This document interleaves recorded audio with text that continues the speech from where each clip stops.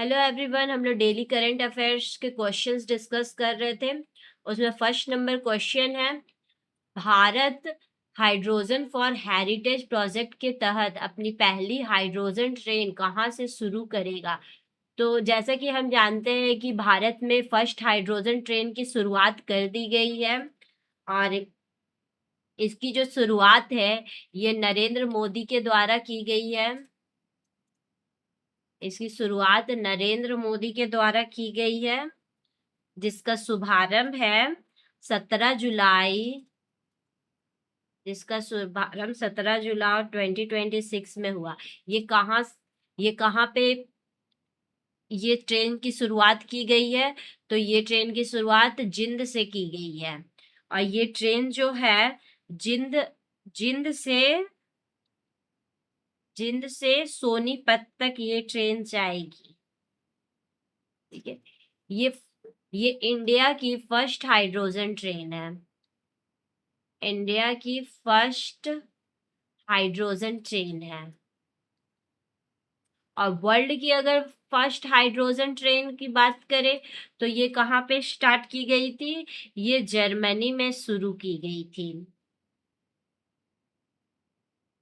ये जर्मनी में इसकी शुरुआत की गई थी और इससे पहले जो हाइड्रोजन ट्रेन है ये जापान, साउथ कोरिया, यूएसए और कनाडा में इससे पहले हाइड्रोजन ट्रेन चलती थी।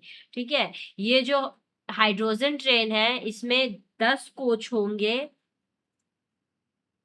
जिसमें से 8 कोच जो होंगे वो पैसेंजर के होंगे, और 2 कोच जो होंगे वो इंजन होंगे, वो मतलब ड्राइवर का कोच होगा, ड्राइविंग कोच हो। इस हाइड्रोजन ट्रेन में किसी भी प्रकार का डीजल या बिजली का उपयोग नहीं किया जा रहा है, इसमें केवल HU2 फ्यूल सेल यूज होगा। नेक्स्ट क्वेश्चन देखेंगे। सेकेंड नंबर क्वेश्चन है, सुप्रीम कोर्ट में CBSE को तीसरी भाषा किस कक्षा से शुरू करने का सुझाव दिया गया है?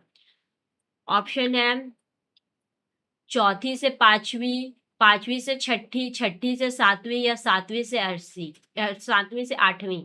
तो CBSE बोर्ड के द्वारा नाइन्थ क्लास से थर्ड लैंग्वेज का यूज करने की सलाह दी गई है। थर्ड लैंग्वेज का प्रयोग करना, थर्ड लैंग्वेज में या तो हम लोग इंग्लिश रख सकते हैं या तो कोई भी फॉरेन लैंग्वेज का यूज कर सकते हैं, कोई भी फॉरेन लैंग्वेज का यूज कर सकते हैं। तो ये CBSE द्वारा न्यू एजुकेशन पॉलिसी में इसकी शुरुआत की गई है। ठीक है, न्यू एजुकेशन पॉलिसी में इसकी शुरुआत की गई है। ये सुप्रीम कोर्ट में CBSE को तीसरी भाषा के रूप में किस कक्षा से शुरुआत की गई है इसे बताना। तो इसमें किस कक्षा से शुरुआत की गई? इसमें पांचवी से छठी क्लास तक शुरुआत की गई है। क्योंकि जो CBSE बोर्ड है, क्योंकि NEP तो बोलते हैं 9th क्लास से शुरू करने के लिए, लेकिन 9th क्लास में जो न्यू लैंग्वेज होगी थर्ड लैंग्वेज के रूप में, इंग्लिश या कोई भी एक फॉरेन लैंग्वेज होगी, वो बच्चे एक प्रेशर के रूप में वो लेंगे, वो केवल एक खाना पूर्ति के लिए वो पढ़ाई करेंगे, उससे उन्हें कोई नॉलेज नहीं होगा। इसीलिए सुप्रीम कोर्ट के द्वारा इसे पांचवी से छठी क्लास से ही शुरू करने की सलाह दी गई है, ताकि बच्चे थर्ड लैंग्वेज को अच्छे से सीख पाए।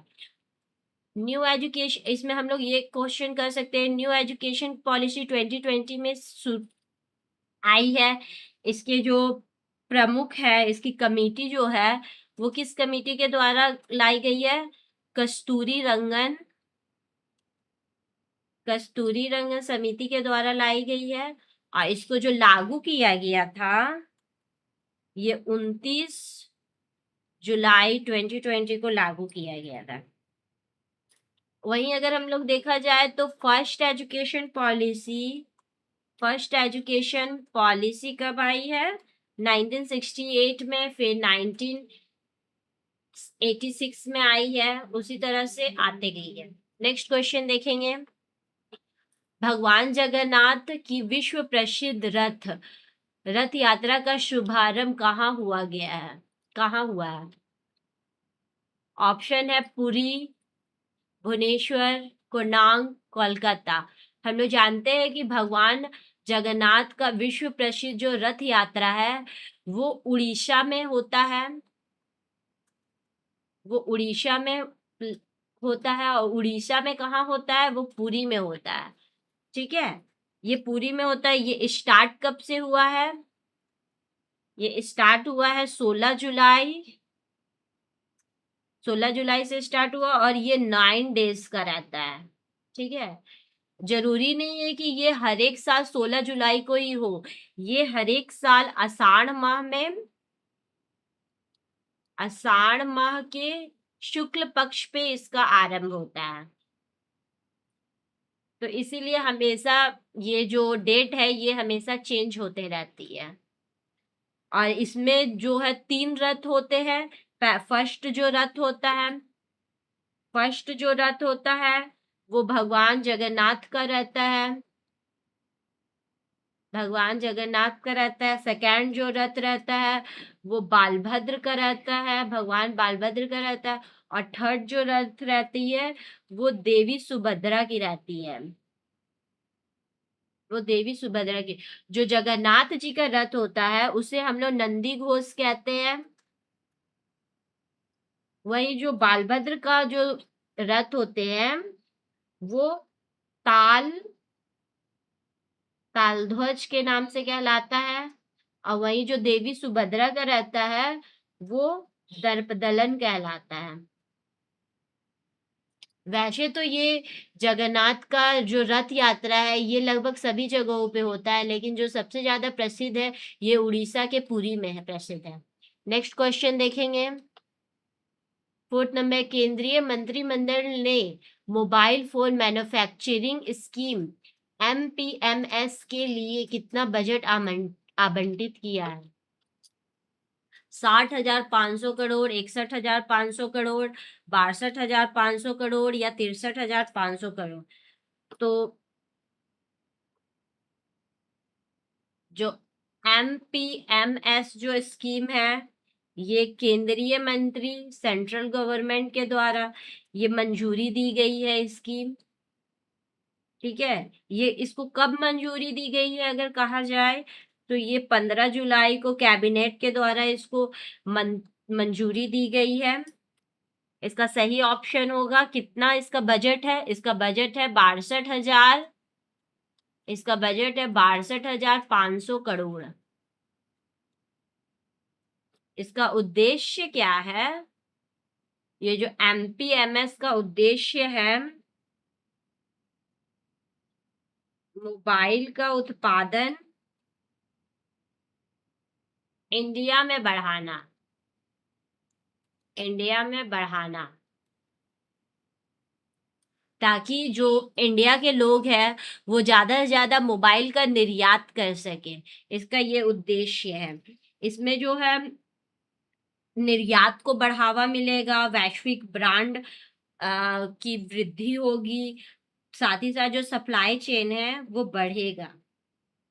नेक्स्ट क्वेश्चन देखेंगे, क्वेश्चन नंबर 5। भारतीय नौसेना ऑपरेशन सर्दर्न रेडिनेस 26/2 कहाँ आयोजित करेगा? फर्स्ट ऑप्शन है जिंद, जैसलमेर, कच्छ, कोची। तो ये कहाँ आरंभ करेगा? ये कोची में आरंभ करेगा। ठीक है, ये जो ऑपरेशन है ये इसका आयोजन जो है, इस ऑपरेशन का आयोजन है ये इंडियन नेवी के द्वारा किया गया है, इंडियन नेवी के द्वारा किया गया है। ये 4 डेज चल का है। ठीक है, और इसको होस्ट कौन कर रहा है अगर कहा जाए तो कोच्चि, जो कि केरल में है। नेक्स्ट क्वेश्चन देखेंगे, युद्धपोत मालवन का निर्माण किस शिपयार्ड द्वारा किया गया है? ऑप्शन देखेंगे, मझगांव डाक ship builders Mumbai, garden rich ship builders Kolkata, Kochi shipyard limited Kochi, Goa shipyard limited Goa, किसके द्वारा कर रहा है? तो ये हो रहा है कोची शिपयार्ड लिमिटेड कोची के द्वारा। ठीक है, जो ये मालवन जो ये नाम है, ये मालवन नाम है, ये छत्रपति शिवाजी महाराज के नाम पर पड़ा है। शिवाजी महाराज के टाइम में एक शहर था जिसका नाम मालवन था, उसी के नाम पर इसका नाम पड़ा है। ठीक है, और 2023 में भी एक मालवन नाम का एक जहाज रिटायर किया था, उसी के नाम पर इसका नाम पड़ा है। नेक्स्ट क्वेश्चन देखेंगे, बिम्स्टेक राष्ट्रीय सुरक्षा प्रमुख को 5वीं बैठक कहाँ की गई है? ऑप्शन देखेंगे, कोलकाता, भोपाल, नई दिल्ली, सोनीपत। तो कहाँ की गई है? ये न्यू दिल्ली में की गई है। बिम्स्टेक के अंदर जो है वो राष्ट्रीय सुरक्षा प्रमुख की बैठक हुई है। ये कितने नंबर की थी? ये 5th नंबर की बैठक थी। ये 5th नंबर की बैठक थी। इसका होस्ट न्यू दिल्ली था। अध्यक्ष जो थे इसके अध्यक्ष अजीत डोयाल जी है। इसके अध्यक्ष कौन है? अजीत डोयाल जी, जो NSA नेशनल सिक्योरिटी एडवाइजर है, वो थे। इसका जो उद्देश्य है, ये साइबर क्राइम, आतंकवाद, आपदा प्रबंधन के खतरों पर इस पर विचार करना है। नेक्स्ट क्वेश्चन देखेंगे, ICC का नवगठित गवर्नेंस रिव्यू कमेटी का चेयरमैन किसे नियुक्त किया गया है? ऑप्शन है डॉक्टर मोहम्मद मोसजी, देवजीत सौकिया, डॉक्टर रोज रिवाज, तमीम इकबाल। तो किसे नियुक्त किया गया है? देवजी शैकिया को। देवजी शैकिया को नियुक्त किया गया। ये ICC new governance review committee के हेड है। ये हेड है। इसकी जो बैठक है, इसकी बैठक स्विट्जरलैंड में हुई, सॉरी, स्कॉटलैंड में हुई थी। स्कॉटलैंड के एक एडिनबर्ग नाम की जगह है, वहां हुई थी। ठीक है, और वहीं इसका अगर हेडक्वार्टर अगर पूछा जाए तो UAE में है, जो दुबई में है। नेक्स्ट क्वेश्चन देखेंगे, नई राष्ट्रीय यूरेन निवेश 2026 के तहत इक्विटी पर रिटर्न ROE की न्यूनतम और अधिकतम सीमा कितनी तय की गई है? न्यूनतम 8%, अधिकतम 12%, न्यूनतम 10%, अधिकतम 15%, न्यूनतम 12%, अधिकतम 16%, न्यूनतम 14%, अधिकतम 20%। तो ये कितनी तय की गई है? 8% और 12% तय की गई है। तो NIPU जो है, राष्ट्रीय यूरेन निवेश नीति, इसको मंजूरी दी गई है। इसका उद्देश्य है यूरेन क्षेत्र में निवेश को बढ़ावा देना। निवेश क्षेत्र को अगर बढ़ावा मिलेगा तो जिससे हमें विदेशी मुद्रा ज्यादा से ज्यादा मिलेगी, जिससे हमारे देश को लाभ होगा। साथ ही साथ बचत को बढ़ाना। वहीं जो इम्पोर्ट है, जो आयात है, उसको कम करना है। ठीक है, नेक्स्ट क्वेश्चन देखेंगे, यूक्रेन का नया प्रधानमंत्री किसे नियुक्त किया गया है? तो यूलिया रिवेडेको, सही कोरेत्स्की, मिखाइलो फेडोरोव या रुसलान स्टेफानचुक। किसे नियुक्त किया गया है? सरही कोरेत्स्की। ठीक है, ये जो है ये किसे रिप्लेस करके आए हैं? ये जो है एक फीमेल प्रधानमंत्री यूलिया स्यूरिड यूरिया सिल्विडिस्को, ये यूलिया सिल्विडिस्को को रिप्लेस करके उनके जगह पर आए हैं। ये न्यू यूक्रेन के न्यू राष्ट्रपति प्रधानमंत्री है। उसी प्रकार नेक्स्ट क्वेश्चन हम लोग नेक्स्ट वीडियो में डिस्कस करेंगे। Thank you.